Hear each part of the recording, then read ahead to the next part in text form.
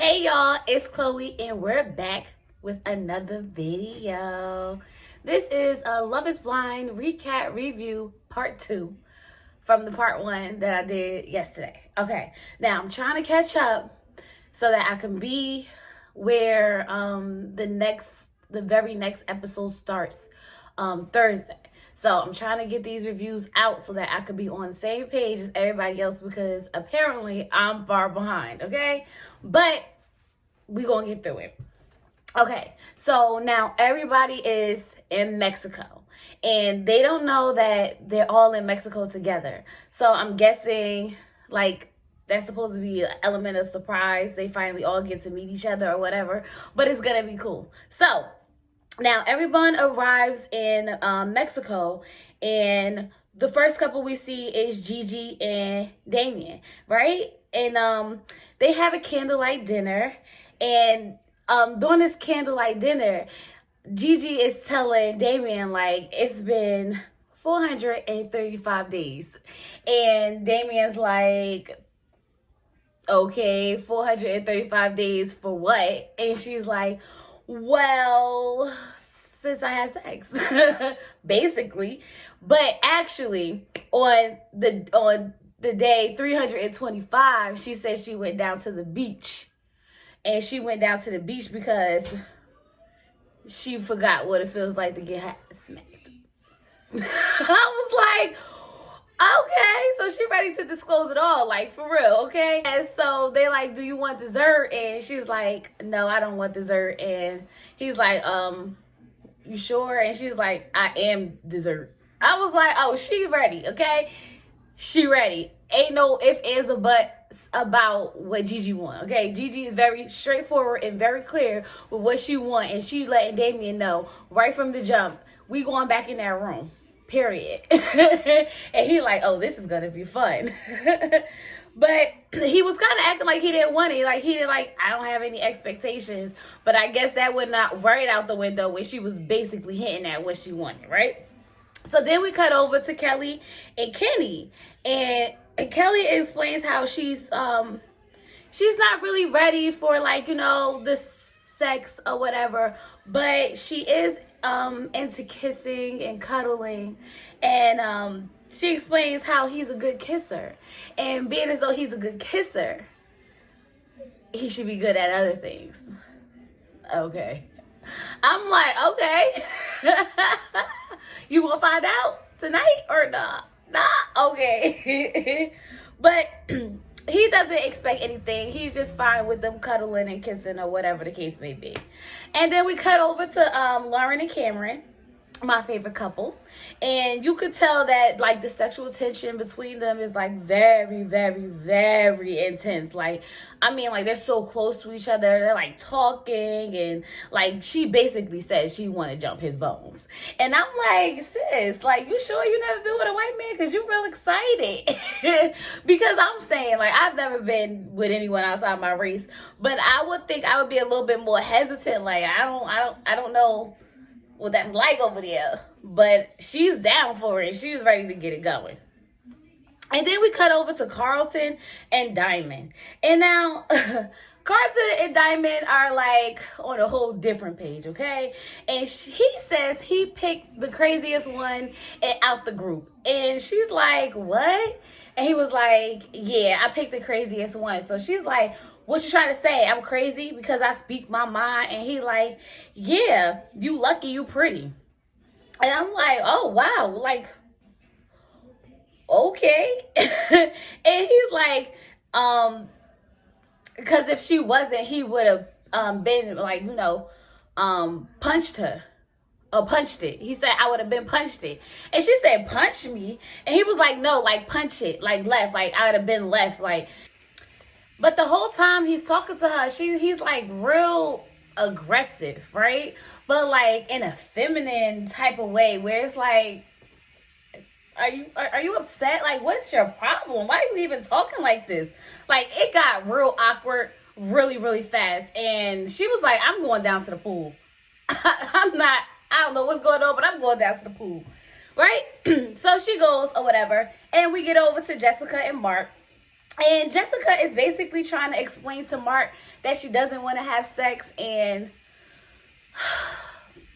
it felt like, I don't know, like she was trying to like tell him like why she didn't want to have sex, and she didn't want to ruin the bond that they built by, you know, having sex. And I'm just like, girl, stop it. Like, you're not attracted to him. And then she says it in her confessional, like she's not really, you know, there with him physically or whatever the case may be. So I'm just like, just tell him what it is, girl. You're not ready for the sex yet because you don't find him physically attractive at the moment. That's it. That's all. Nothing more. But anyway, we get over to Amber and Burnett, and they are just literally all over each other. I mean, they in a hot tub, and they just like, you know, oh, I love you. I love you. Somebody proposed to me through a door in a pod, and I can't believe it. And like all this stuff. And it's just like really, really cute. And I'm like, they make a good couple. So we cut back over to Diamond and Carlton. Now, Diamond says to Carlton, like, I know you. I know something is wrong. Like your energy is off. Like, tell me what's up. Like, what's going on? And he's just like, it's a lot you don't know. And she's like, well, tell me. Like, what do you need to tell me? He was like, it's about my past. And he's like hinting around the situation. She's like, you probably won't look at me the same, and you might leave me. And she's like, just tell me. Like, just tell me. And he basically tells her that he's bisexual. And in his past, he dated men. And the shock on her face, I mean, her eyes got like really wide. And like, you could just see the disappointment in her. Like, it was like, oh my God. Like, I don't think that was what she was expecting. Because I don't think I would have expected that either. But he then starts to get real aggravated. Like, it's just like, I met the love of my life. And like, I know you might leave me because of it. And she's like, how do you know I'm the love of your life? How do you not know like it's someone? He's like, I love people for who they are. And I'm just sitting here like, I think it's weird. Let me just tell y'all something real quick. Because like, if you're bisexual and you go on a show to find a partner, why would you go on a show where you only dating women? Only because like, if you love people for who they are, you should be looking for a person, not necessarily a wife. He's looking for a wife. So it's kind of like, I don't know. I don't know if he really came there for what he said he came there for. In my opinion, I could be wrong, but that's just what it seems like. So he like basically starts crying, and he's frustrated, and he throws the hat, and he's being really dramatic. But I'm not gonna say he's being dramatic because it called for a dramatic moment. Because he's like he knew it was gonna be a problem. And I'm just like, he should have told her this before. Like, it wouldn't have been this big of a problem if you would have told her this before y'all even got to this point. Like, it's a lot, y'all. And it was a mess or whatever. But she's like rubbing his back and consoling him or whatever. And then she decides that, you know, it's time to call it a night. I'm about to go take it down. And he's like, just leave then. Just leave. And she leaves. And he's like, you know, sitting by the pool or distraught or whatever. But like the whole time they were like talking, I was just looking at her wig. Like, what is going on with that wig? Like, it was plucked a lot. It was like back here. I was like, no, somebody need to tell her, fix that, okay? It's clear what's going on. It ain't good at all. But anyway, we cut to the next morning of everybody waking up, and Kenny and Kelly, you know, when they first wake up, they're talking, they kissing, they cuddling, everything's great, cool, bing. We get over to Jessica and Burnett, and of course, she's like, you know, talking about what they did last night, and basically they had sex and how she wish she could just have it over and over and over and over again. Because like how much is too much. And then we get over to Gigi and Damien, and they are just like basking in lust because they made love, okay? And I mean, not like just regular love, but like, you know, real intense love. And the energy is just like, oh, it's refreshing. And then we get over to Cameron and Lauren, and they're like super cute, okay? So they wake up, and Cameron's like, I hope you're not, bothered by my bonnet. Because, black girls, we wear bonnets to keep our hair together, And he's like, nah, I'm not, I don't care about it. I don't care about it at all. And I'm just like, it's so weird when you watch interracial couples because, like, I'm married, but I'm married to a black man. And I never once thought, like, this bonnet must be real, like, uncomfortable for you. I'm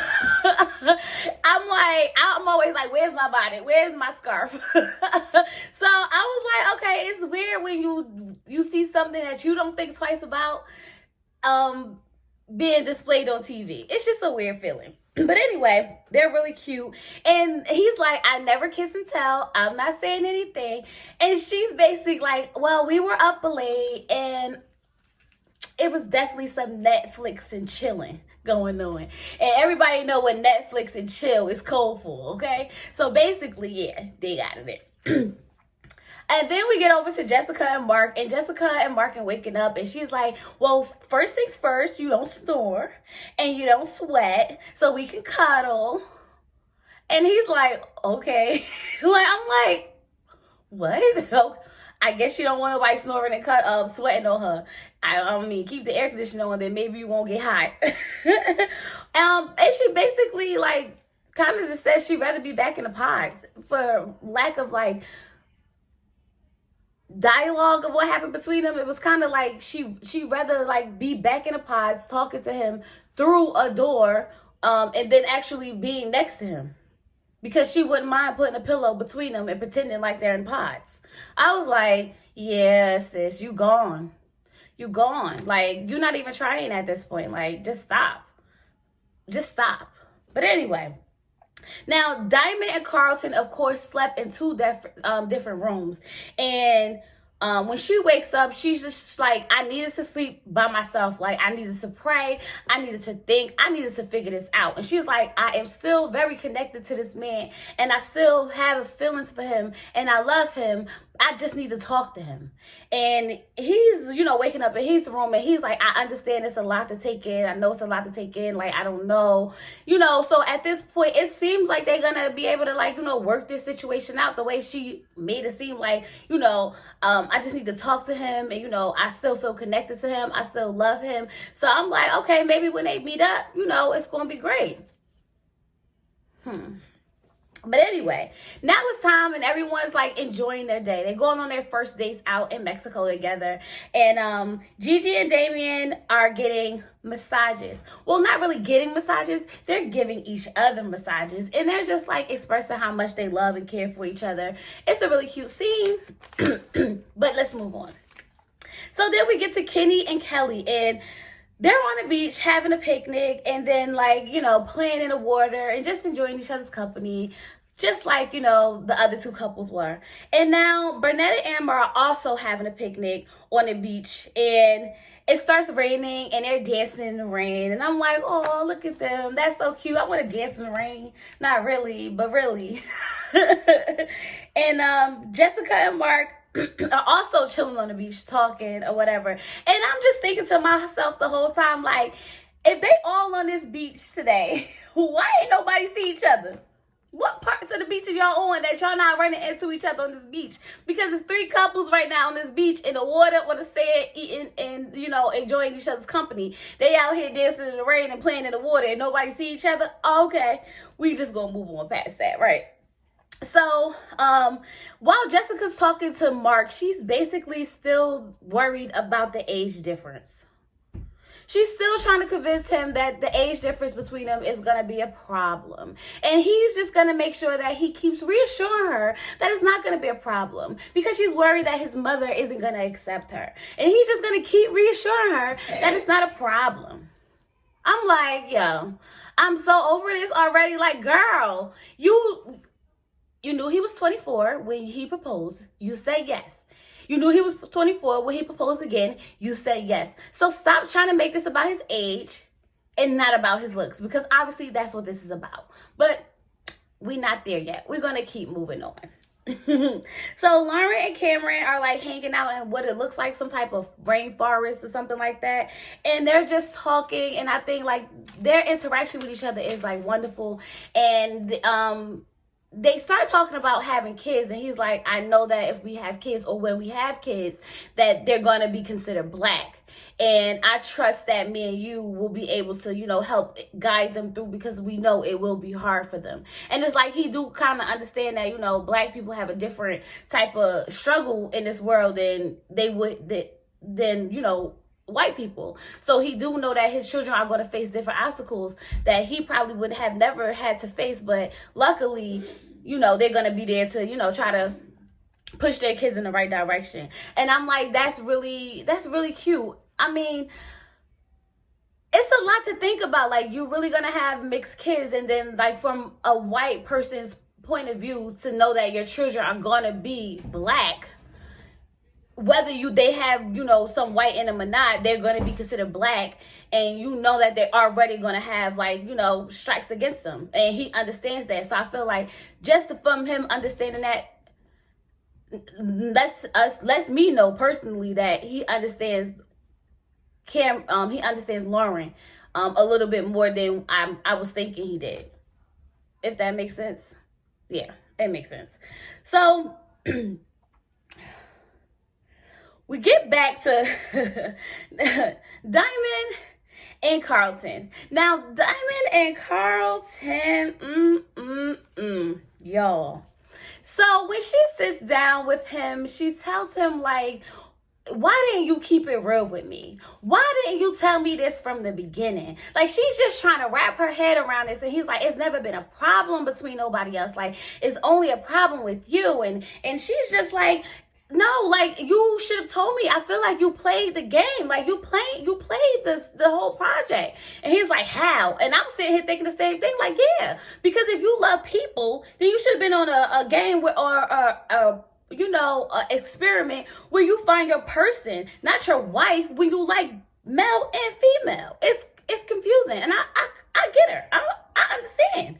But he doesn't see it like that. He's like, it shouldn't be a problem, and you don't understand, and it's not been a problem with other girls, only you, and they not even like, you not even half of them. And she like, well, I'm Diamond. And I'm like, that's right, girl.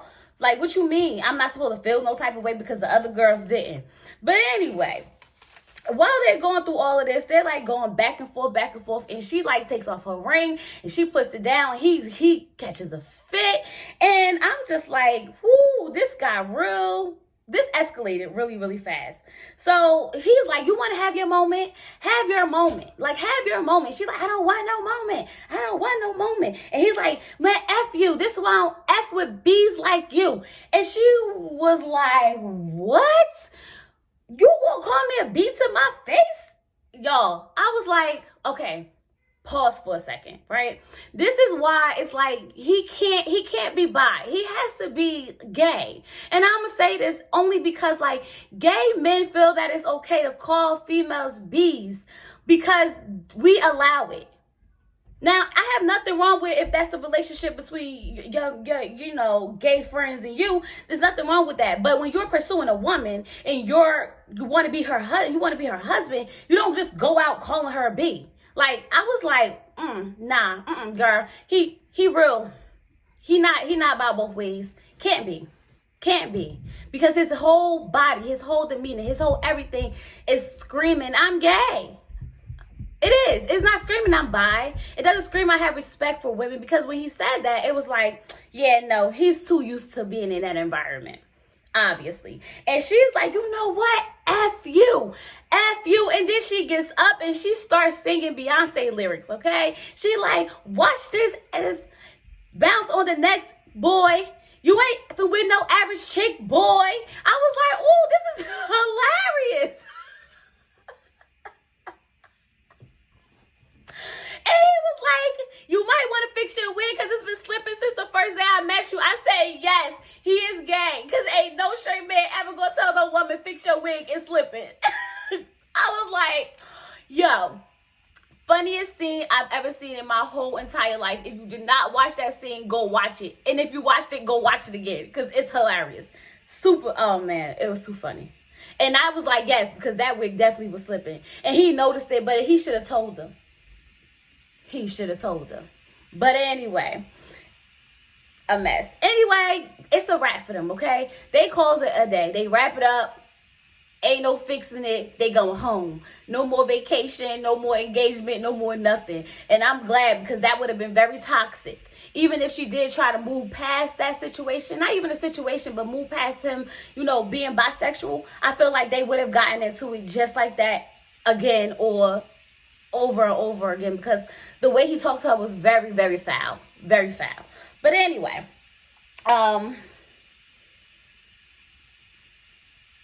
now it's time for everyone to meet each other. So as they're all sitting on the beach, everyone walks in and they're like, hi, because all the girls know each other and all the guys know each other. So now everyone's getting to meet each other and actually see everyone that they've been dating. Because remind you, everybody's been dating everybody.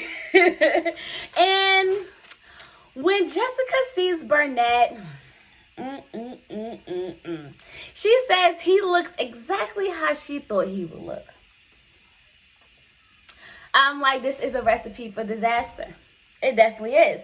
And all the guys are talking and all the girls are talking. They're having, separate conversations. And Damien decides he wants to bring up the conversation of them having sex and who's having sex, because of course he had sex, okay? So he wants to be in everybody else's business. Better yet, he wants to tell his own business, because he's like, yeah, I was like, you want the dessert? And she like, I am dessert. I was like, yeah, he just wanted to brag a little bit. I see you. I see you. But anyway,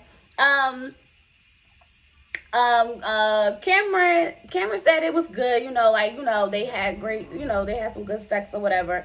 And the girls are talking, they're talking about the same thing. And Gigi, and, she's like, oh my God, it was awesome. Like, I just want to do it again and again. And everyone's, telling their experience. And Lauren's like, I was up to like 4 in the morning. And I'm just like, this is like high school. Like, did you do it? I did it. Did you do it? I did it. Like, that's what it was like, okay?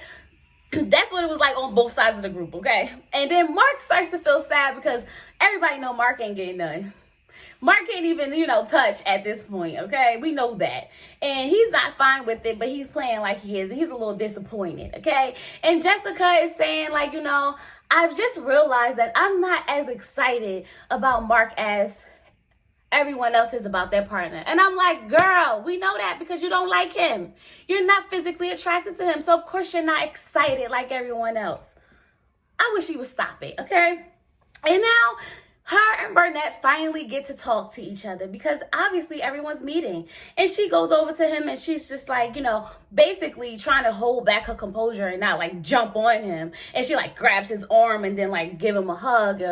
And she's, like trying to tell him like the connection we had, the bond we had, I can never move on past it. Like, I will never, have another connection like that. And he's just like, Amber's the one for me. Amber's the one for me. Amber's the one for me. And she's like, I just didn't see it. I just didn't see it. But I'm happy. I'm happy. And I'm just like, girl, you're not happy. Everybody know you're not happy. But he basically wants to apologize about, how things left off between them. And yeah, that was a short-lived conversation, because obviously he wasn't really here for it. He just wanted to, say his little apology, because he did feel like he may have played her a little bit or whatever. So while the girls are talking, Lauren asks Jessica, are you going to give Mark the poom poom? And Jessica's like, the what?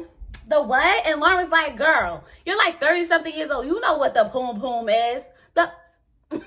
I was like, exactly. Sitting here acting like you don't know. You know what? She might not know what the poom poom is. She might not. But anyway, she then goes on to explain how, she's just not there yet. She's just not there yet. So in the confessional, Jessica's still talking about Burnett. She's still talking about Burnett. And she's still talking about Burnett.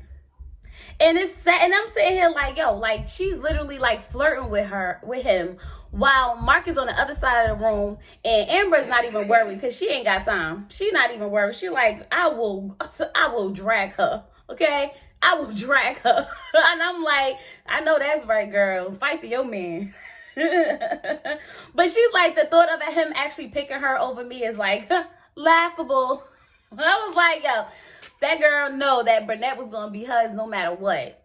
No matter what.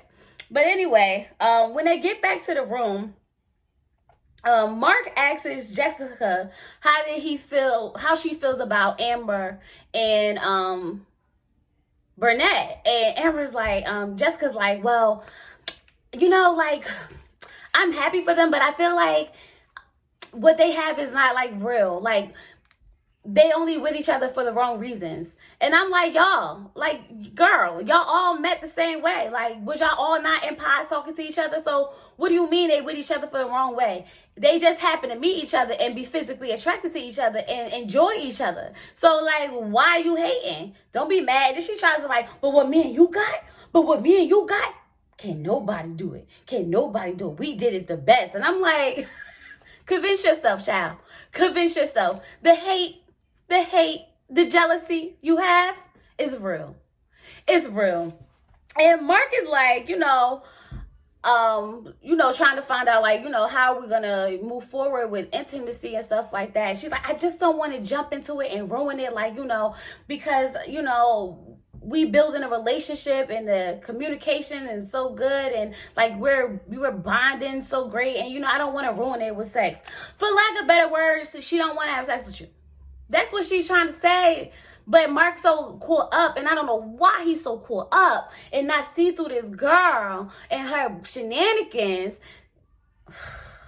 He's just like, well, I support you or whatever. And he's like, well, I just want you to feel more, I just want you to not think about it so much and make it like a command. And she's like, a command? And he's like, no, I didn't mean it like that. And I'm like, I completely understood what you said, Mark. Like, you're dwelling on the fact that you don't want to have sex so bad that you trying to make it seem like don't even attempt, don't even try, because it's not going to happen. Exactly. You making it a command. But he's such a wuss that he's just like, no, it's not, I didn't mean it like that. I'm like, grow some balls, okay? Grow some. Grow two, matter of fact. It was crazy. It was a lot, y'all. And that episode for me, like, this was like maybe 2 or 3 episodes. I tried to wrap them up as quick as possible so we can get to the next part. But I really feel like Carlton should have told that girl in ahead of time that he was bisexual, and they probably could have worked on it. They probably could have. And I think that Burnett and Amber are perfectly fine with each other, but Jessica is gonna, like, I feel like she's just all over the place. Like, sis, let it go. He didn't pick you. You got Mark. You picked Mark, okay? You was all in it, baby. Baby, you hear me, baby? You're the one. So let him be the one and stop playing games. But anyway, y'all, that was a wrap up of a few more episodes. This is part 2. I'll be back with part 3, hopefully by Thursday, to wrap this up so we can catch the weddings, okay? So if you didn't watch Love is Blind, go watch it. Don't forget to like, comment, and subscribe to my channel. See you guys later. Peace.